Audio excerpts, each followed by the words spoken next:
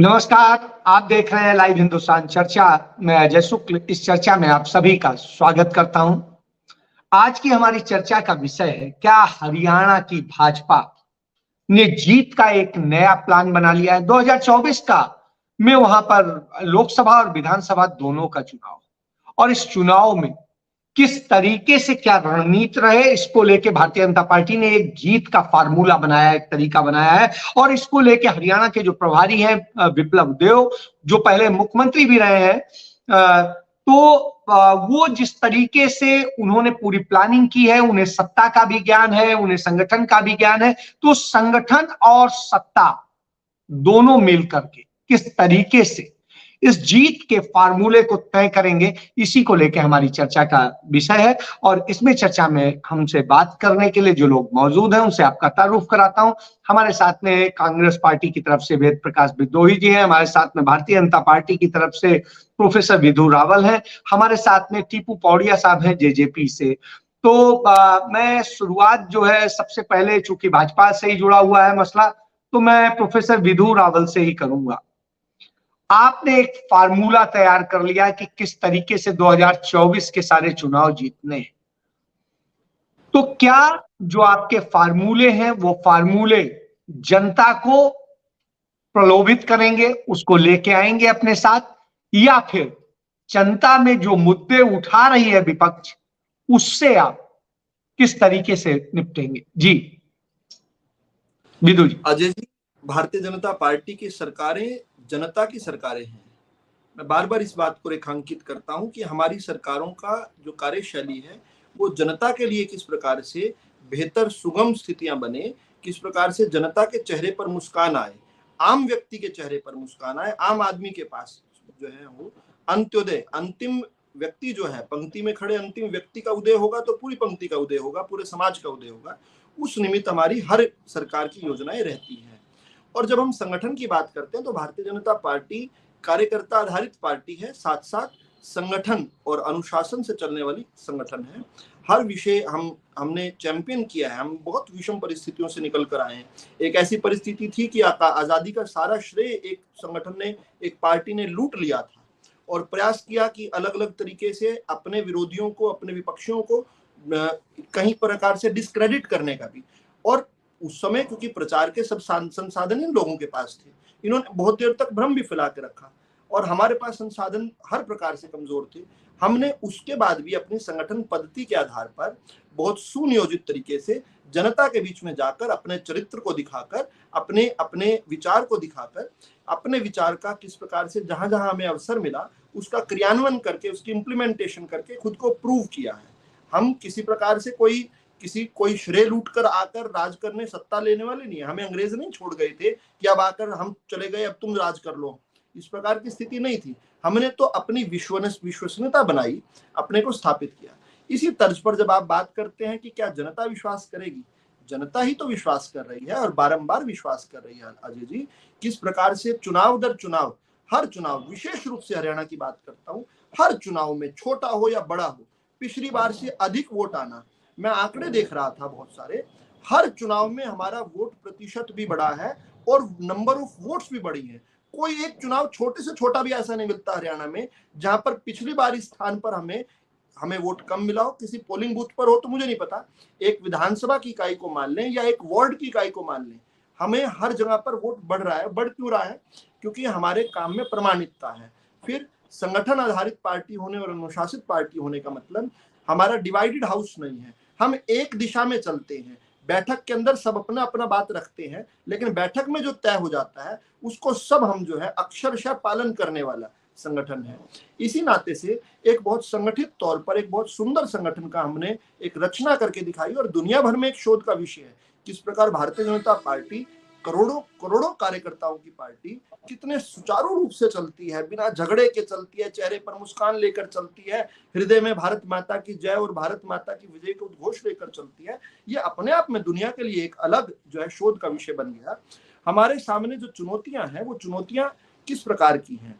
ठीक है, हमें षड्यंत्रकारी लोग मिले हैं अपने खिलाफ, ठीक है, उनको भारत के शत्रुओं का भी कई अलग अलग स्थानों पर साथ मिलता है। भारत के भीतर बैठे जो शत्रु हैं वो भी किस प्रकार से जो लूटने खसूटने वाले लोग हैं वो भी इनको चाहते हैं, क्योंकि उनका ये कंजीनियल एनवायरनमेंट देते हैं जब इनकी सरकार। बिदु जी एक सवाल उठता है, आपकी पार्टी पर आरोप लगता है कि जिस तरह से वो पूंजीपतियों को साधती है और जिस तरीके से तमाम सारे आम लोगों पे टैक्स लाद करके, जिस तरीके से टैक्स बढ़ा करके उस पैसे का उपयोग कुछ चंद पूंजीपतियों के लिए करती है, इस पर क्या कहेंगे? ये एकदम उल्टा है, ये एकदम उल्टा है। किस प्रकार से कांग्रेस की सरकारें जो हुआ करती थी, कांग्रेस इसलिए कह रहा हूं क्योंकि हमसे पहले कांग्रेस का ही राज ज्यादा रहा करता था और कांग्रेस ने ज्यादातर राज किया है। कांग्रेस ने किस प्रकार से एक व्यवस्था बनाई थी, एक इलिटिज्म, एक इलीट सोसाइटी बनाई थी, एक इकोसिस्टम बनाया था जिसको कांग्रेस पोषित किया करती थी। रोज रात को ल्यूटियंस में बैठकर इन लोगों की पार्टियां हुआ करती थी, उसमें अलग अलग प्रकार के अलग अलग पुर्जे जो है आकर बैठा करते थे। भारतीय जनता पार्टी ने इस व्यवस्था को ध्वस्त किया, आम व्यक्ति तक लाभ पहुंचे। अब ये बात तो मेरी कही हुई नहीं है, स्वर्गीय राजीव गांधी जी की कही हुई है कि हम ऊपर से 1 रुपया भेजते हैं, नीचे जो है 85 पैसे जो है बीच में से निकल जाता है और केवल 15 पैसे पहुंचते हैं। ये 15 पैसे पहुंचने तक का जो बीच का कड़ी है, ये कौन खाया करता था? ये वही इकोसिस्टम खाया करता था जिस इकोसिस्टम को आज तकलीफ है। आज ऊपर से 1 रुपया जाए, चाहे 100 रुपए जाए, चाहे 1000 जाए, चाहे 1 लाख जाए, चाहे 1 करोड़ जाए, वो सभी के सभी जो है अपने गंतव्य तक पहुंचते हैं और आम जनता के हित में अपने गंतव्य तक पहुंचता है। पूंजीपति की बात कही, एक और बात मैं इसमें पूरी कर दूं। भारतीय जनता पार्टी की सरकार पहली ऐसी सरकार बनी जिसने आकर पूंजीपतियों पर फाइन लगाया, डिफॉल्ट करने पर फाइन लगाया। और खुद हरियाणा की भी बात करें, हरियाणा में भी एक उदाहरण मिल गया ऐसा, जब केएमपी जो है, जो केएमपी 2008 में करीब करीब बन जाना था, हमने आकर देखा उसमें जो कमी थी, एक हो सकता है कि कुछ लोग जो है हमारे संगठन से भी जुड़े थे, हमने उन पर भी फाइन लगाया और हमने देखा रिकॉर्ड समय पर बनी चीजें। हमारा काम आंकड़े बताते हैं विधु जी कि इस देश की जो संपत्तियां हैं वो 3% लोगों के हाथ में सिमट गई हैं, 60% संपत्तियां। और जो टैक्स देते हैं, टैक्स देते, एक आंकड़ा हो रहा है, एक आंकड़ा, जब से मोदी सरकार आई है तब से इस देश ने 1000 नए यूनिकॉर्न्स बनाए हैं, यानी कि डाइवर्सिफिकेशन हो रही है। इस एक आंकड़ा और है, दुनिया में सबसे ज्यादा जो 500 लोग जब कभी किसी सरकार में रहे हैं, जो भारतीय 500 सबसे अमीर लोग रहे हैं, वो भी भाजपा की सरकार में रहे, यानी उसमें भी हमने संख्या बढ़ाई है। यानी कि एक व्यक्ति के हाथ में नहीं सरकार जाती है, सरकार जो आगे बढ़ता है उसको प्रोत्साहन जरूर देती है, लेकिन किसी प्रकार से किसी एक व्यक्ति के पास सारे संसाधन चले जाए, या कांग्रेस कहती थी कि एक वर्ग के पास ही सारे संसाधन चले जाए। एक बड़ा बदनाम सा मनमोहन सिंह जी ने एक बार एक वक्तव्य दिया था कि देश के संसाधनों पर पहला हक अल्पसंख्यकों का है, कहते वो कि गरीब का है तो मान लेते। मैंने आज तक इस तरह का कोई वक्तव्य नहीं सुना, इसलिए मैं उसको अपनी डिबेट से खंडन करता हूं कि गलत है, ऐसा कोई वक्तव्य नहीं है। गलत मत बोलिए, तथ्यात्मक रूप से गलत मत बोलिए विधु जी, वो स्वीकार नहीं। आप डिक्लेयर मत कीजिए अजय जी, यहाँ थोड़ा झगड़ा हो जाए। नहीं, जो मैं जानता हूँ, नहीं तो आप मुझे अभी बाइट सुनाइए, या तो आप बाइट सुनाइए, नहीं तो आप मत कहिए, गलत मत बोलिए। मैं अपनी डिबेट में गलत चीज स्वीकार नहीं करूंगा। चलिए वेद जी, मैं अब बारी दूसरे की भी है, मैं दूसरे को भी मौका दूंगा। गलत बात, प्लीज रुकिए, मेरी रिक्वेस्ट है जी, ये अच्छी बात है। अच्छा, बोलिए। ऐसा थोड़ी है कि हिंदुस्तान में जो कुछ हुआ सभी आपके ध्यान में नहीं है, मेरे को आप चैलेंज कीजिए, मैं आपको मैं कह रहा हूँ, मुझे बताइए, मैं 100% पूरा मीडिया में जीता हूँ, मुझे एक बयान दिखा दीजिए ना। गलत बात मत बोलिए, ऐसे मत गलत बातें नहीं चलेंगी। विज्ञान भवन में मुझे, अरे आप ऐसे आप सुना दीजिए, मुझे एक बयान छपा हुआ दिखा दीजिए। मैं लीडिंग न्यूज़पेपर सभी आपको प्लीज मुझे दिखा दीजिए, मैं दावा करता हूं मैं इसी पे डिबेट रखूंगा, यही कह रहा हूं, पक्का? हाँ बिल्कुल, वायदे के साथ। जी वेद जी, शुक्ल जी, आप बताएं कि जिस तरह की स्थिति है, भारतीय जनता पार्टी जिस तरह से तैयारी कर रही है, जिस तरीके से विधु रावल कह रहे हैं कि उनकी पार्टी एक तमाम सारे चरित्र, चाल और सारी चीजें जो चाल चरित्र चेहरा कहते हैं, उसके साथ साथ सबको साथ लेने की बात करती है और सबको साथ लेकर के कर रही है, तो ऐसी स्थिति में इसे आप कैसे देखेंगे? जी शुक्ल जी, पहले मैं आपकी बात का समर्थन करते हुए थोड़ा विदुर जी का ज्ञान बढ़ा दूं। दिल्ली हाई कोर्ट के जो रिटायर्ड जज थे, चीफ जस्टिस, अब मेरे नाम से उनका दिमाग निकल गया, उनको एक मुसलमानों की माइनॉरिटीज, मुसलमान नहीं माइनॉरिटीज का कमीशन बनाया था, उनके हालात को क्या आर्थिक और सामाजिक स्थिति है, उस आर्थिक और सामाजिक स्थिति पर जब रिपोर्ट रखी गई थी ना विज्ञान भवन में, तब कहा था कि भाई मुस्लिम वर्ग बहुत नीचे है, उनको साधनों में हिस्सा और मिलना चाहिए। ये इतना ही वक्तव्य था जिसको जी बिल्कुल सही यही बात कही थी ना, कि ये कहा था कि उनका वो है जी, उसको जोड़कर अन्यथा ले रहे हैं, कोई बात नहीं, वो इनका अधिकार है। दूसरी मैं एक और स्पष्ट करना चाहूंगा आपकी बात का जवाब देने से पहले, मोदी सरकार, मैंने अभी अपना दोबारा अपने आप को अपडेट किया, मोदी सरकार ने 2 बार जीडीपी गणना में परिवर्तन किया। ये हर सरकार का अधिकार है कि बेस वो ईयर किसको मानते हैं। पहली बार मोदी सरकार ने बेस ईयर 2012 को माना और 2012 को बेस ईयर मानकर उन्होंने हमारी जो जीडीपी 8% थी उसको घटाकर 7.29% किया, एवरेज की बात कर रहा हूं। फिर इन्होंने बेस एवरेज 2014 को माना और उसमें बहुत से, क्योंकि जब जीडीपी की गणना होती है तो उसमें कई तरह की चीजें और ऐड कर दी जाती हैं, वो सरकार का एक अपना तरीका होता है, उसमें हमारी जीडीपी घटाकर फिर इन्होंने कर दी 6.98 या 6 पॉइंट समथिंग, वो 6.8 सॉरी 6.8। और भाजपा की राज्य की जीडीपी इस वर्ष की नहीं लगा रहा मैं, भाजपा की जीडीपी आई 4.72, हमारे राज्य की 4.8 और 6, और बाद में जो इनका जो कोविड का अगर उसमें मिला लो तो इनकी आई 3.1%, जो इन्होंने नया आंकड़ा जीडीपी की किया था। हमारी 6.8 और इनकी 3.1, जिनको आप 4 मान लो, क्योंकि इस बार बढ़ी, उसके बाद तो बढ़ी भी तो है ना, तो इनके लगभग 4%, उसमें थोड़ा बहुत फर्क हो सकता है। इसलिए मैं अपनी बात को शुद्ध करता हूं कि मैंने 8% बताई थी कांग्रेस के आंकड़ों के हिसाब से और इनके दोनों आंकड़े बता दिए। अब ये कह रहे हैं कि हमारी सरकार अमीरों की सरकार नहीं है। मोदी सरकार के आने के बाद 10 लाख करोड़ रुपए से ज्यादा राइट ऑफ हुए। ये राइट ऑफ को बट्टा खाता मानते हैं उसकी भाषा के अंदर, इकोनॉमी की भाषा के अंदर, पर यथार्थ में माफी होते हैं और माफ नहीं होते साहब, यथार्थ में माफी होती है, बिल्कुल उल्टा होता है, नहीं होता।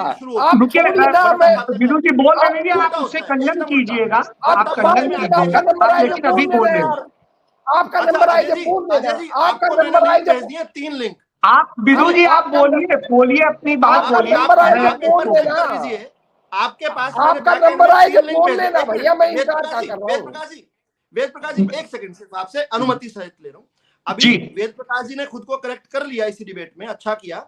अब अजय जी आप भी एक बार खोल के देखिए, आपके पास 1 नहीं 2 नहीं 3, 9 दिसंबर 2006 लीडिंग कौन सा इकोनॉमिक टाइम्स के, टाइम्स ऑफ इंडिया के और जी न्यूज का 3 लिंक आपके पास भेजे हैं। कोई बात नहीं, गलती हो जाती है, लेकिन ऐसे जजमेंट नहीं पास करनी चाहिए। मैं नहीं, आप नहीं, मुझे पता है, क्योंकि जिस उस रिपोर्ट की आप बात कर रहे हैं, हो गया, मैं दिल्ली में मैंने खुद उसे कवर किया है, इसलिए मैं बता रहा हूँ। अब आपको मैंने खुद वो खबर खुद लिखी है, छापी है, इसलिए कह रहा हूँ। 30 अखबारों में आया, मैं तो अखबारों से पढ़ा, मैंने 30 अखबारों पर केस डाल दीजिए, केस का फैसला। मैं तो खुद था, मैंने खुद खबर लिखी है इसकी, इसलिए कह रहा हूँ। चलिए छोड़िए, वो सब्जेक्ट नहीं है। वेद जी छोड़ना नहीं है ये बात, मेरी विश्वसनीयता। वेद जी हाँ, अपनी बात पूरी कीजिए। तो मैं कह रहा था, ये जो अर्थ, क्योंकि आप स्वयं एक आर्थिक पत्रकार हैं, तो आप इस भाषा को अच्छी तरह जानते हैं कि राइट ऑफ का मतलब क्या होता है। क्योंकि जो कंपनी जिसका लोन राइट ऑफ किया है, उस कंपनी पर कोई लायबिलिटी नहीं होती, उसके जितने शेयर होल्डर होते हैं। बिल्कुल उल्टा। अरे बैंक फिर यार बीच में बोल रहे हैं, आप एक बात करने दीजिए भाई, आपको हम एक बारी ना दें, आपको हमने 8 मिनट दिए, आप उनकी बात को करने दीजिए। आप इनकी एक तरफा प्लीज विदु जी बात करें, मैं आपको फिर दूंगा, मौका दूंगा, आप अपनी बात कहिएगा। प्लीज आपको पूरी बात कहने का मौका दूंगा। आपको पूरी बात कर गुम हो जाएगी बात, अब यार, गुम हो जाएगी, अब यार बोलकर इस चले तरह तो बहस भाई अब ऐसे तो फिर ये मछली बाजार थोड़ी ना बना रहे हैं, हम चर्चा कर रहे हैं, चर्चा करने दीजिए। ये टीआरपी बटोरने वाले चैनल की चर्चा नहीं है, प्लीज। मैं चुप हो जाता हूँ, इन्हीं की सुन ये एक मिनट, ये टीआरपी बटोरने वाले चैनल की चर्चा नहीं है, ये प्लीज वो ऐसे। जी अब तो वेद प्रकाश जी ने, अच्छा जी वेद जी बोलिए, वेद जी की बात कंप्लीट होने दीजिए, फिर मैं आपको मौका दूंगा, प्लीज। जो कंपनी अपने आप को दिवालिया घोषित कर देती है, वो कंपनी जब तक रिवाइव नहीं होती तब तक उसके शेयर होल्डरों की जो दूसरी कंपनियां हैं मालिकों की, उससे वसूली नहीं होती। ये बायलाज बने हुए हैं। तो इन्होंने 10 लाख करोड़ से ज्यादा उनके माफ किए। अभी रिजर्व बैंक ने एक और बात कही है कि जो डिफॉल्टर भगोड़े जो भाग गए उनको भी राहत दी है, ताकि उनको जो ऋण है उसके अंदर छूट मिल जाए। तो ये सरकार पूंजीपतियों के हित में पूरा काम करती है। और 5 लाख करोड़ रुपए इन्होंने, सर हरियाणा की बात करिए ना। मैं आ रहा हूँ, हरियाणा पे आऊंगा, भाई एक बात खत्म कर 5 लाख करोड़ रुपए इन्होंने कॉर्पोरेट टैक्स में इन्होंने कम किए हैं, उनके टैक्स। तो ये 15 लाख करोड़ रुपए इन्होंने पूंजीपतियों को दिए और किसान मजदूर को कुछ नहीं मिला। तो ये एक किस्म से पूंजीपतियों की सरकार। आप हरियाणा पा जाइए, हरियाणा के अंदर इन्होंने अपना अभियान चलाया 30 तारीख से 30 मई से 30 जून तक चलेगा। अभी इनकी रैलियां शुरू हुई 18 से। अभी इन्होंने 7 या 8 जिलों के ऊपर अपना लोकसभा क्षेत्रों में कार्यक्रम कर लिया। 1 या 2 जिलों का इनका बकाया है। जो इनका तथाकथित अभियान था जन जागरण, लेकिन वेद जी इनका संगठन और सरकार एक हो के चल रही है, और एक हो करके इतनी मजबूती से चल रही है, कैसे मुकाबला करेंगे? आपके यहाँ बटी हुई है। मैं उसी पर आ रहा हूँ सर, मैं उसी पर आ रहा हूँ। तो जो इनका ये तथाकथित 9 साल की उपलब्धि गिनाने का अभियान था, वो कमरों तक सीमित था, बीजेपी की कमरों तक। रैलियों से पहले 18 बड़ी रैलियां हो रही हैं। और जो 18 जून की रैली से पहले मैं कह रहा हूं, सुनने को तैयार ही नहीं है, वैसे ही मार रहे, भाग रहे हैं। बोलिए 18 जून से पहले की रैली कहा है मैंने, और 18 जून के बाद आपकी रैलियों में क्या कह रहा हूं, पहले सुन तो लीजिए। 18 जून के बाद जो इनकी रैलियां हुई हैं, जितनी भी रैलियां हुई हैं लोकसभा क्षेत्र के स्तर पर, जितने इन्होंने अपने, जो हमारा आकलन है, जो हमने वीडियो देखे हैं, जो हम अपना आकलन बता रहा हूं, जिन्हें अपने बूथ प्रमुख, पन्ना प्रमुख जितने बताते हैं, उस अनुपात में इनके आधे लोग भी इनकी रैलियों में नहीं आए। तो चलिए, आधे लोग इनकी रैलियों में नहीं आए, ये आपका कहना है। ये दावा करना मैं दोबारा आऊंगा, लास्ट बात खत्म कर देता हूं। ये दावा करना कि ये बहुत तेजी से तैयारी कर रहे हैं, ये हवाई है। और जहां तक सरकार और संगठन का, जहां भी जिस दल की सरकार होती है, जिस दल की भी सरकार, वो संगठन और सरकार मिलकर चुनाव की तैयारी करते हैं। ये हर दलों में होता है, वर्षों से यही होता रहा है। हरियाणा में इनकी सरकार है, इसलिए मिलकर तैयारी कर रहे हैं। पर उसके बावजूद भी हम बड़े विश्वास के साथ कहते हैं कि हरियाणा की जनता इनको कतई भी दोबारा मौका नहीं देने वाली। चलिए, वो जनता तय करेगी ना, वो जनता तय करेगी, कांग्रेस तय नहीं करेगी। सर, मैंने हमारा विश्वास शब्द प्रयोग किया है, मैंने ये कोई, मैंने अपना, ठीक है, आपका विश्वास है। मैं विधु जी से एक कमेंट लेके उसके बाद टीपू जी के पास जाता हूं। जी विधु जी, क्या आपत्ति थी वो बता दें। जी, सिर्फ आपत्ति बता रहा हूं, जवाब का अवसर बाद में दीजिएगा जी। राइट ऑफ, देखिए हमें इसी प्रकार के दुष्प्रचार से झगड़ना पड़ता है, रोज झगड़ना पड़ता है। कांग्रेस का काम क्या? दुष्प्रचार करना, झूठ बोलना, झूठ बोलकर इतने साल तक। आप बताइए, उस बात को बताइए। एक मिनट अजय जी, बीच में ना टोकिए, मैं जल्दी खत्म करूंगा। राइट ऑफ का मीनिंग ही उल्टा बता दिया। किसी को थोड़ी सी भी इकोनॉमिक्स आती हो वो बताएगा राइट ऑफ क्या होता है। राइट ऑफ असल में जो बैंक है, जो करदाता है, उसको एक अनुमति, उसके पास एक लिमिट होती है, जिस लिमिट को वो जो है जाकर अलग अलग लोगों को कर्ज दे सकता है। अभी कुछ लोग जो है, यूपीए के समय इन लोगों ने फोन पर जो इस प्रकार से चलन हुआ करता था, प्रधानमंत्री कार्यालय से फोन जाया करता था, फला आदमी को इतना ऋण दे दो, उनको इन्होंने ऋण दे देकर एनपीएस बनवा दिए, नॉन परफॉर्मिंग एसेट। एक मिनट अजय जी सुना सर, इसके जब आप ये बातें कहते हैं तो इसके सापेक्ष में कोई सबूत नहीं है। आपने तो मुकदमा दर्ज कीजिए, जेल भेजिए। बहुत जल्दी समझ खो देते हैं, बहुत जल्दी। इतनी देर में मैं बात पूरी कर दूंगा, मुझे भूमिका के साथ बताना पड़ता है। जी बताइए। तो पहले इस प्रकार से फोन करके लोन दिया करते थे। अब हम जब आए उस समय तक वो लोन एनपीए हो चुके थे, नॉन परफॉर्मिंग एसेट हो चुके थे। अब दो विकल्प थे हमारे पास, या तो हम उन बैंकों को, यानी कि इस बात की सजा कि इन्होंने एनपीएस बनवाए, इन्होंने अपने उद्योगपति मित्रों को लोन दिलवाए जो कि डिजर्व नहीं करते थे, इसकी सजा हम पूरे देश को दे देते, हम उन बैंकों की लिमिट ना बढ़ाते। हमने कहा कि नहीं, एक और बैंकिंग प्रोविजन होता है कि जो लोन जिसकी ऐसी संभावना होती है कि वो लोन सीधे तरीके से नहीं आना है, उसको राइट ऑफ कर दिया जाता है, एक अलग खाता जोड़ के उसको डाल दिया जाता है और उस खाते के तहत बट्टा खाता कहते हैं, कार्रवाई होती है। और अब आप हैरान होंगे अजय जी, राइट ऑफ करने से पहले आप क्रिमिनल प्रोसीडिंग्स, राइट ऑफ करने से पहले आप क्रिमिनल प्रोसीडिंग्स नहीं चालू कर सकते, लेकिन जैसे ही आप राइट ऑफ करते हैं वैसे ही आप क्रिमिनल प्रोसीडिंग चालू कर सकते हैं। ये दिक्कत कहां पर आई, जब फेमा के कानून के हिसाब से हमने विजय माल्या का जब प्रत्यर्पण मांगने लगे, अगले ने जाकर कोर्ट में कहा जी मेरा राइट ऑफ हुआ हो कहीं पर तो दिखाओ, हमने ये। और अब आप एक और आंकड़े के साथ हैरान होंगे, 8635 करोड़ रुपए का उसके ऊपर डिफॉल्ट था विजय माल्या के पास, 13,000 करोड़ से अधिक की संपत्ति उसकी जब्त कर चुके हैं, फिर भी बख्श नहीं रहे हैं बेटा। चलिए, फिर भी बख्श नहीं रहे हैं। अब ये लेकिन राइट ऑफ को किस प्रकार से दुष्प्रचार किया, ठीक है, ये ठीक है, किसको हुआ? मैं हरियाणा पे आऊंगा। आप अपनी बात कह चुके हैं, आप अपनी बात कह चुके हैं, राइट ऑफ का आप अंतर बता चुके हैं कि राइट ऑफ क्या होता है और कर्ज माफ करना क्या होता है। टीपू जी, आप सहयोगी पार्टी हैं भारतीय जनता पार्टी के। भारतीय जनता पार्टी ने पूरे 90 की 90 सीटों पर लड़ने की योजना बनाई है, 10 की 10 लोकसभा सीटों पे लड़ने की योजना बनाई है और इसके लिए परफेक्ट प्लान तैयार किया है। तो फिर आप कहां रह जाते हैं? आपका कहीं कोई अस्तित्व है? जी टीपू जी। अजय जी, मैं सबसे पहले तो आपको थोड़ा ठीक करना चाहूंगा। आपने कहा कि आप कहां रह जाते हैं, आपने कहा भारतीय जनता पार्टी 90 की 90 विधानसभा क्षेत्रों पर तैयारी कर रही है और 10 की 10 लोकसभा क्षेत्रों पर तैयारी कर रही है। भारतीय जनता पार्टी अपनी तैयारी कर रही है। वो भारतीय जनता पार्टी, जब कोई संगठन अगर अपनी तैयारी करेगा उसको दूसरे संगठन से क्या मतलब भाई? वो सिर्फ अपने संगठन की तो तैयारी करेगी। भारतीय जनता पार्टी जेजेपी के नाम की तो तैयारी करेगी नहीं, और जेजेपी जब अपने संगठन की तैयारी करेगी वो बीजेपी के नाम की नहीं करेगी। भाई जननायक जनता पार्टी भी 90 के 90 हलकों में अपने 90 के 90 विधानसभा क्षेत्रों में पूरी मजबूती से तैयारी कर रही है और 10 के 10 लोकसभा क्षेत्रों में तैयारी कर रही है। और जैसे कि हमारे लोकसभा क्षेत्रों में 5 लोकसभा क्षेत्रों की रैली की रूपरेखा पूरी तैयार की जा चुकी है, जो कि अभी 2 तारीख को सबसे पहली जो हमारी रैली होगी वो सोनीपत जो लोकसभा क्षेत्र है उसके लिए रैली होगी, वो जुलाना में होगी। और आप देखना उस रैली के अंदर किस प्रकार लाखों लोग उस रैली के अंदर शामिल होंगे।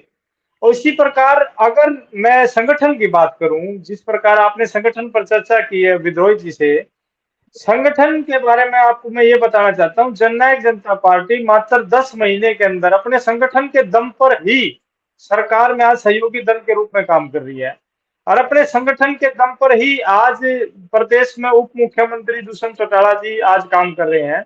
वो संगठन की ही ताकत है। इससे आगे अगर हम बढ़ेंगे तो अपने संगठन के दम पर बढ़ेंगे। मैं भारतीय जनता पार्टी का एक एग्जांपल देता हूँ, बहुत बेहतरीन तरीके से मैं उसको इज्जत करता हूँ, उसको मैं मानता हूँ।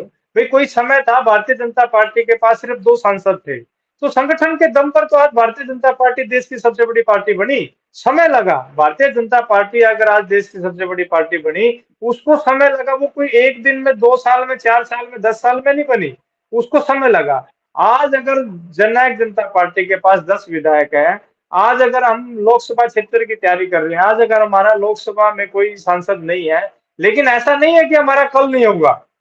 आज हम संगठन को और ज्यादा मजबूत करके हमने संगठन को मजबूत किया है, प्रदेश स्तर पे मजबूत किया है, जिला स्तर पे मजबूत किया है, ब्लॉक स्तर पे मजबूत किया है। और आगे आने वाले लोकसभा चुनाव में जो वादे, जो चुनाव में आने से पहले जो दुष्यंत चौटाला जी ने हरियाणा की जनता को किए थे, उन्हीं वादों को, उन्हीं कार्यशैली को देखते हुए, उन्हीं कामों को लेकर के हम जनता के बीच में जाएंगे।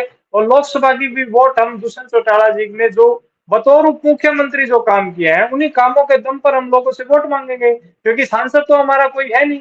जब दुष्यंत चौटाला जी सांसद थे, उन्होंने हरियाणा प्रदेश के हर मुद्दे को बड़ी बारीकी से लोकसभा में रखने का काम किया। एक एक मुद्दे पर उन्होंने टू द पॉइंट उन्होंने बात करी, अपनी बात को मनवाने का काम किया। इस प्रकार प्रदेश में उप मुख्यमंत्री रहते हुए, चाहे हमने जो 75% की बात की थी, हमने उसको पास करवाने का काम किया, चाहे हमने महिलाओं के जो 50% आरक्षण की बात थी चुनाव में, पंचायती राज चुनाव में, हमने उसको काम करवाने का काम किया।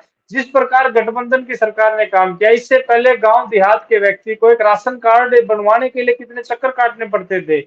आज कैसी व्यवस्था मतलब सरकार ने बना दी है कि 1,80,000 तक की जिसकी इनकम है उसका बीपीएल कार्ड बन जाता है। भाई आज ऐसे अनेकों काम है, चाहे आज अगर हम बात करें, अगर आज किसान के खाते में गठबंधन सरकार ने 1,00,000 करोड़ रुपए डालने का काम किया। अजय जी, आप अपने आप को अनम्यूट टीपू कीजिए। जी, जिन कामों को आप गिना रहे हैं वो तो भारतीय जनता पार्टी भी गिना रही है, तो भारतीय जनता पार्टी चूंकि मुख्य है तो फायदा तो उससे होगा, आपको क्यों हो? अजय जी, जब भी कोई सरकार में कोई काम होता है, सरकार प्रदेश में गठबंधन की सरकार है, ये आप भी जानते हो, ये हरियाणा प्रदेश की जनता भी जानती है। और कोई भी जो काम है वो पूरे तालमेल के साथ होता है। अगर मैं ये कहूं भाई गठबंधन सरकार ने हर विधानसभा क्षेत्र में, चाहे कोई विपक्ष का एमएलए क्यों ना बना हो, 25 करोड़ रुपए सरकार द्वारा किसी विधायक को दिए जाते हैं डेवलपमेंट के लिए, कोई सड़कों की मरम्मत करनी है, कोई और काम करना है। अगर मैं इसको ये कहूं कि भाई ये तो जो सारा का सारा काम सिर्फ हम ही कर रहे हैं, भाई सरकार नहीं कर रही, या भारतीय जनता पार्टी करे, हम ही कर रहे हैं कि भाई जेजेपी नहीं कर रही, तो आप कभी भी नोट कर लीजिए, कहीं पर भी भारतीय जनता पार्टी के नेता की तरफ से या जननायक जनता पार्टी के नेता की तरफ से कार्यशैली को लेकर के, काम करने के तरीकों लेकर के कभी कोई सवाल नहीं उठाया गया, कभी कोई सवाल नहीं उठाया गया।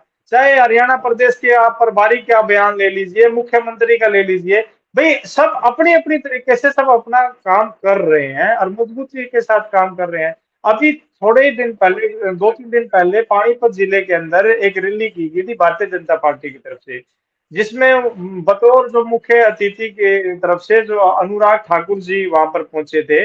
और जब मीडिया से उनसे पूछा गया, जब माननीय जो मंत्री अनुराग ठाकुर जी से सवाल किया गया, अभी गठबंधन को लेकर के सवाल किया गया, तो उनका जवाब आपने नहीं सुना तो मैं दोहरा देता हूं। उन्होंने कहा भाई जब से गठबंधन बना है तब से कयास लगाए जा रहे हैं, भाई बयानबाजी दी जा रही है, गठबंधन आज टूट दे कल टूट दे, और ये जो गठबंधन है सरकार चलाने के लिए गठबंधन है, पूरे 5 साल चलेगा और मजबूती के साथ चलेगा। गठबंधन सरकार चलाने के लिए है, ये चुनाव लड़ने के लिए नहीं है। जिस तरीके से टीपू जी कह रहे हैं जेजेपी की तरफ से, मैं भाजपा के ही पास जाता हूं कि जिस तरीके से ये गठबंधन है, तो इसका मतलब है जो ये आरोप लगाती है कांग्रेस पार्टी या इनेलो कि यह सिर्फ सत्ता के लिए गठबंधन है, तो वो बात तो इस बात से साबित हो जाती है। जी विदु जी, अलग अलग है, बात का संदर्भ अलग अलग है। देखिए, भारतीय जनता पार्टी 2019 में जब चुनाव में गई तो भारतीय जनता पार्टी को 3.5% अधिक वोट अपने सत्ता में रहते मिला।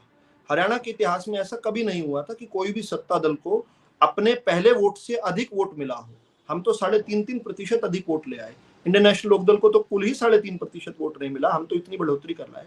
तो खैर, ये जानते हुए भारतीय जनता पार्टी के पक्ष में एक पॉजिटिव वोट था। दूसरी पॉजिटिविटी कहाँ थी? एक संगठन जो कि केवल 10 महीने पहले बना था, और 10 महीने पहले जब वो बना था तो मुझे याद है किस प्रकार से दुष्यंत चौटाला जी और उनका परिवार अजय चौटाला जी पूरा का पूरा संगठन जो है वो अभय सिंह चौटाला को सौंप आए थे। अपने 19 एमएलए थे, 19 के 19 एमएलए उनको सौंप आए थे, पूरा संगठन, नाम सब कुछ सौंप आए थे। वहां से बढ़ाकर किस प्रकार जो है दुष्यंत चौटाला जी की पार्टी 10-10 सीटें लेकर आई है। तो निश्चित तौर पर एक बात और ध्यान में आती थी कि जैसे भाजपा के पक्ष में जो है जनता ने वोट किया, ऐसे ही थोड़ी सी पॉजिटिव वोट जो है वो जेजेपी के पक्ष में भी है। तो ये दोनों पॉजिटिव वोट थी। कांग्रेस जो कि लगातार 3 चुनाव हार चुकी थी उससे पहले, 2014 का लोकसभा, 2014 का विधानसभा, 2019 का लोकसभा का बुरी तरह से बापू बेटा दोनों के दोनों सीट हार गए।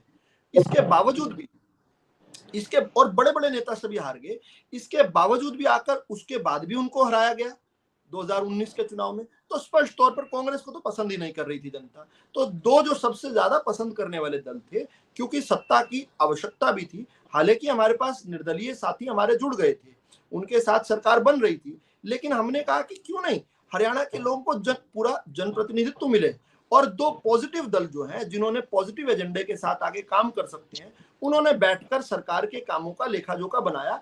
और उस बाबत ही अजय जी आज मैं बड़े गर्व के साथ ये बात कह सकता हूं कि ये जो गठबंधन की सरकार है इसने इतना उत्कृष्ट कार्य किया है। हरियाणवियों के जीवन में एक अलग प्रकार का बदलाव लेकर आए हैं, नई नई चीजें। जिस प्रकार किसान के खाते में पैसा आएगा, अजय जी किसान तो वो जो अपनी जिनस बेचने के बाद महीनों महीनों और सालों जो है बिचौलियों के पास उनके चक्कर काटा करता था, उनके अच्छे मूड की वेट किया करता था और उनको पैसे नहीं दिया करते थे ये लोग, लेकिन खुद किसान का पैसा किसान के खाते में आएगा। यह हरियाणा ने सबसे पहले किया। आज पूरे देश के अंदर कुछ कांग्रेस की सरकारें भी इसको अपना रही हैं। इसी प्रकार से देश प्रदेश के युवा को ब्रेन ड्रेन ना हो, हम 75% तक नौकरी लेकर आएंगे। हालांकि वो भी कोर्ट में जो है लटका हुआ है, लेकिन बहुत जल्दी उसका नतीजा आ जाएगा, अच्छा हमारे पक्ष में आएगा। लेकिन हमने ये काम किया।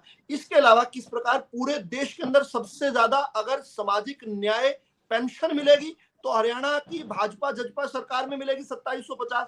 और दूसरी बात, ये देते थे 14 लाख परिवारों को, हमने बढ़ाकर दे दिया 28,35,000 परिवार, इनसे दुगने से भी ज्यादा, कवरेज भी ज्यादा और सबसे ज्यादा पैसे भी। तो ये काम कब हो पाया? जब दो दल नहीं, दो दिलों का मिलन हुआ। जब चले दो दिलों का जब मिलन हुआ तो एक बेहतरीन काम हरियाणा में हुआ। सामाजिक क्रांति हुई, सामाजिक समरसता के पे काम किया गया, किसानों पे काम किया गया और सारी चीजों पे। वेद जी, आपकी सरकार ने फिर क्या किया? और अब जब मौजूदा दौर में बात हो रही है तो उस दौर में आप कैसे इसको करेंगे? आपका फाइनल कमेंट इस पे कि पूरी चीजें टीपू जी ने भी बताया और भाजपा ने भी बताया, तो इस स्थिति में आपकी स्थिति कहां होती है? जी अजय जी, ये भाजपा और जजपा का दावा है। जमीनी हकीकत यह है कि किसान संतुष्ट नहीं है। अगर किसान इनके काम से संतुष्ट होता तो इनके खिलाफ आंदोलन क्यों करता, सड़कों पर क्यों खड़ा रहता? इनकी हालत तो ये हो गई थी, गांव तक नहीं घुस पा रहे थे ये लोग। आज भी इनकी हालत यही है कि कुछ क्षेत्रों को छोड़ दो, किसान आंदोलन के दौरान अहिरवाल को छोड़ दो, ये कहीं जलसा नहीं कर पा रहे थे। कर्मचारी नाखुश है, मजदूर नाखुश है, व्यापारी नाखुश है। अगर इन्होंने अच्छा काम किया होता तो इनसे लोग नाखुश क्यों होते? दूसरी बात, अगर इनका गठबंधन पवित्र गठबंधन होता, सत्ता मलाई चाटने का गठबंधन नहीं होता, तो ये गठबंधन करते ही नहीं, क्योंकि इनकी विचारधारा में भी फर्क था। ये तो बीजेपी को जमुना पार भेज रहे थे, पर इन्होंने जमुना पार भेजने की बजाय बीजेपी को सत्ता में भेजा। ये इनका अधिकार है, हमें उस पर कोई आपत्ति नहीं। दूसरी बात, हमने कभी नहीं कहा ये गठबंधन कल टूट जाएगा, परसों टूट जाएगा। ये इन्हें लोग कहते थे, हम तो केवल ये कहते थे, जिस पर हम आज भी कायम है, कल भी कायम है, कि ये गठबंधन सिद्धांतहीन गठबंधन है, लूट का गठबंधन है, ठगों का गठबंधन है, जनता को बेवकूफ बनाने का गठबंधन है, और दोनों मिलकर लूट रहे हैं। और हमारी इस बात की पुष्टि जजपा के विधायकों ने भी की। यही बात दादा गौतम ने कही, यही बात सुरजन खेड़ा कह रहा है। जो इनका सुरजन खेड़ा विधायक है नरवाना का, उसका तो परसों भी बयान आया था कि मैं जजपा से चुनाव ही नहीं लड़ूंगा, अगर चुनाव लड़ूंगा तो बीजेपी से लड़ूंगा। यही दो विधायक और कह रहे हैं कि भाई लूट हो रही है। यही और लोग, भाजपा के नेता भी अप्रत्यक्ष रूप से कह रहे हैं कि ये लूट कर रहे हैं। तो ये लूट का गठबंधन है, ये लोग खुद कह रहे हैं। और जहां तक किसानों मजदूरों की सहमति संतुष्टि की बात है, वो सड़कों पर आप देख सकते हो। इनका ये कह रहे हैं कि हम कहीं थे ही नहीं। अगर हम कहीं नहीं थे तो हमको भाई 28% वोट तो मिली है 2019 के चुनावों के अंदर, और हमें 31 सीट भी मिली है, इसमें भी कोई दो राय नहीं है। जनता ने हमें प्रमुख विपक्षी दल भी बनाया है, इसमें भी कोई दो राय नहीं है। हाँ, इनकी बात सत्य है कि हम 2014 का भी चुनाव लोकसभा का हारे और 2019 का भी चुनाव हारे। ये स्थिति भाजपा के सामने भी अनेक बार आई है। अटल बिहारी वाजपेयी भी चुनाव नहीं हारे, जमानत तक जब्त हुई है। अडवाणी जी चुनाव ही नहीं आ रहे, उनकी भी जमानत जब्त हुई है। तो ये परिस्थितियां होती हैं कि चुनाव आप हार जाते हैं, मैं इसको इनकार नहीं करता, पर एक लगातार मान लो हम 2 चुनाव हार गए तो इसका मतलब ये तुम कभी सत्ता में नहीं आओगे। आप भी 2004 का चुनाव, स्वाभाविक सी बात है, स्वाभाविक सी बात है। हाँ जी, पर आज हरियाणा की स्थिति है, हरियाणा के अंदर चाहे किसान है, चाहे मजदूर है, चाहे कर्मचारी है, चाहे व्यापारी है, वो आज सभी हमारे साथ है। इन्होंने कहा बुढ़ापा पेंशन हरियाणा सबसे ज्यादा दे रहा है। मैं इनको चुनौती देता हूं कि हरियाणा आज से बुढ़ापा पेंशन नहीं दे रहा, जब से बुढ़ापा पेंशन चौधरी देवीलाल जी के टाइम से शुरू हुई है, तब से लेकर आज तक का आप कार्यकाल निकाल कर देख लें, सबसे ज्यादा पेंशन हरियाणा ही दे रहा है। और ये कह रहे हैं हमने बढ़ाई, सबसे ज्यादा इस सदैव से हरियाणा दे रहा है। लास्ट बात सर, लास्ट बात, जब हमने सत्ता ली थी तब बुढ़ापा पेंशन 200 रुपए थी, और जब हमने छोड़ी तो 1200 रुपए थी। ये 1200 से लेकर गए 2750, और जब ये अगले साल चुनाव में जाएंगे तो 3000 और हो जाएगी, क्यों 250 रुपये बढ़ाएंगे। तो इन्होंने कितनी बढ़ाई? 2.5 गुना 10 साल के अंदर। मैं 24 तक बता रहा हूं, ये बढ़ाएंगे 2.5 गुना, और हमने बढ़ाई 6 गुना। तो अगर आप उस दृष्टि से तुलना करेंगे तो हमने ज्यादा बढ़ाई है, इनके मुकाबले में हमने ज्यादा बढ़ाई। और जहां तक सामाजिक सरोकारों की बात है, ये कह रहे हैं कि हम गरीब का भला कर रहे हैं। अब ये कि कितनी विडंबना है, हरियाणा के अंदर जो ईडब्ल्यूएस आरक्षण है वो तो 8 लाख पर मिलता है, और जो पिछड़े वर्ग का आरक्षण वाले लोग हैं उनकी क्रिमिलेयर 6 लाख रुपए की है। तो अब आप बताइए, ये हरियाणा का हित कर रहे हैं या अहित कर रहे हैं? आप खुद ही अंदाजा लगा लीजिए। तो बात करना, दावा करना बड़ा आसान है, परंतु हकीकत के अंदर ये अलोकप्रिय हो चुके हैं। की समय की सीमा में टीपू जी से भी एक कमेंट ले लूं, पहले एक चीज बता दूं कि जो कह रहे थे प्रोफेसर विधु कि मनमोहन सिंह ने जो बात कही थी उसको लेकर के, कि उन्होंने कहा था कि मुस्लिमों को, ये जो उन्होंने शब्द कहे थे, उन्होंने ही जो लिंक भेजा है मैं उसी को पढ़ के सुना रहा हूं। New Delhi Prime Minister Manmohan Singh on Saturday said plan for minorities, particularly Muslims, must have the first claim on the resource that the benefit of the development, research and equality। तो इसका जो हिंदी मतलब हुआ, ये हुआ कि प्रधानमंत्री मनमोहन सिंह ने शनिवार को कहा कि अल्पसंख्यकों, विशेषकर मुसलमानों के लिए बनाई जाने वाली योजनाओं में संसाधनों का पहला दावा होना चाहिए। तो साहब उन्होंने अल्पसंख्यकों की योजनाओं को लेके कहा, वही बात मैं कह रहा था कि उन्होंने कभी ये बात नहीं कही। यही बात मैं चूंकि उसमें मौजूद था विज्ञान भवन में, इसलिए मैंने कहा था, और खुद विधु जी ने जो मुझे लिंक भेजा है वही ये बात कहता है। हाँ, अखबार ने हेडलाइन जरूर लगाई है, अखबार ने हेडलाइन सिर्फ इतनी लगाई है जो एक नैरेटिव बनाती है कि minority must have first claim on the resource PM. उन्होंने ये नहीं कहा, माइनॉरिटीज की योजनाओं में फर्स्ट क्लेम की बात की है। तो और वो सच्चर रिपोर्ट सुनेंगे तब बात समझ में आएगी। चलिए, इसके बाद में टीपू जी मुझे नाम का फाइनल कमेंट, और मुझे नाम याद आ गया। चलिए, मैंने क्लियर कर दिया क्योंकि मैं वहां मौजूद था इसलिए। जी टीपू जी। वेद जी, जैसे विद्रोही जी ने पेंशन वाली बात कही, आगे हमने 200 से हम 1200 लेकर के गए। मैं वो सीनियर प्रवक्ता है, लेकिन मैं इनको थोड़ा सा करेक्ट करना चाहूंगा। इन्होंने 10 साल के पूरे कार्यकाल में सिर्फ 1000 रुपये बढ़ाने का काम किया, वो भी 50 रुपए हर साल के हिसाब से 1000 रुपये बढ़ाए इन्होंने। और आज जो ये बात कर रहे हैं, ये बात कर रहे हैं कि अब हम 6000 देंगे। यानी कि 10 साल जब मुख्यमंत्री रहे तब तो ये 1000 रुपये बढ़ाए, और अब उसके बाद ये और 5000 बढ़ाने की बात कर रहे हैं, कि जबकि इनकी सरकार नहीं है। लेकिन जैसे ही इनकी जो अभी चंडीगढ़ में मीटिंग हुई थी संगठन की, वहां से जो बातें निकल करके आई, जो दीपक बाबरिया जी जो इनके प्रभारी हैं हरियाणा कांग्रेस के, उनकी तरफ से भी ये बिल्कुल मंच पर कहा गया कि कांग्रेस पार्टी का चुनाव के दौरान ही जो मैनिफेस्टो होगा वही मैनिफेस्टो कांग्रेस का समझा जाए। अगर किसी ने उसको घोषित कर दिया गया है तो वो व्यक्तिगत है। अब जो भूपेंद्र सिंह हुड्डा की से जब पत्रकारों ने बात करी तो उन्होंने अपनी तरफ से कहा कि विधायक दल की बैठक में हमने इसको पास करा दिया। इस बात का खंडन इन्हीं के नेता जो किरण चौधरी जी ने किया कि विधायक दल की बैठक में भी हमें नहीं बुलाया गया, और ऐसी कौन सी बैठक हुई, मैं भी विधायक दल की नेता रही हूं, तो हमने तो कभी इस तरीके से कोई ऐसा काम नहीं किया। अगर इन्होंने अपनी तरफ से कोई घोषणा पत्र, अब बात आ जाती है जनता की, यानी कि कांग्रेस की तरफ से भूपेंद्र सिंह हुड्डा, दीपेंद्र सिंह हुड्डा जो लगातार जो कार्यक्रम करते हैं, जो कांग्रेस के इनके जो राजनीतिक कार्यक्रम होते हैं, अपनी सभाओं में उन घोषणाओं को बार बार दोहराने का काम करते हैं। अब जनता उनकी घोषणा पर विश्वास करे या फिर जो कांग्रेस का जो एज ए प्रोटोकॉल उनके प्रभारी कहते हैं कि वो कोई घोषणाएं कोई ऑथेंटिक नहीं है, ऑथेंटिक जी, वो घोषणा चूंकि समय सीमा है, मैं टीपू जी आपकी बात को ही उठाता हूं कि हरियाणा की जनता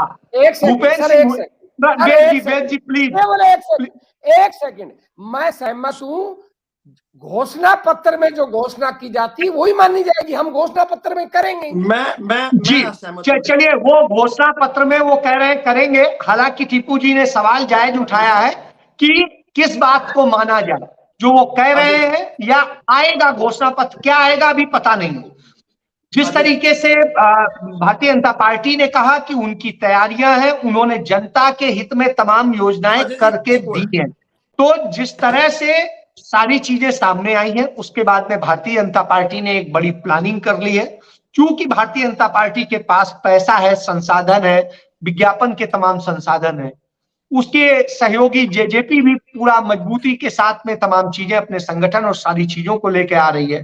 कांग्रेस पार्टी ने जिस तरीके से तुलनात्मक चीजों को रखा है कि जिस तरीके से उन्होंने किया, तो वो उस पे आगे क्या करने जा रहे हैं, तो इसको लेके उनकी प्लानिंग है। लेकिन अभी घोषणा पत्र किसी का नहीं आया है, जब आएगा तब उस पर चर्चा की जाएगी। लेकिन अभी तक की स्थितियां हैं कि एक कांटे की लड़ाई है, और इस लड़ाई में कहां पर पक्ष और विपक्ष की स्थिति बनती है, यह देखने वाला होगा। अब जो है आगे की पूरी लड़ाई पूरी राजनीतिक है। इसी पर आज की चर्चा थी। अब कल फिर मिलेंगे कुछ और विषय के साथ, कुछ और मुद्दों के साथ। तब तक के लिए धन्यवाद। जय।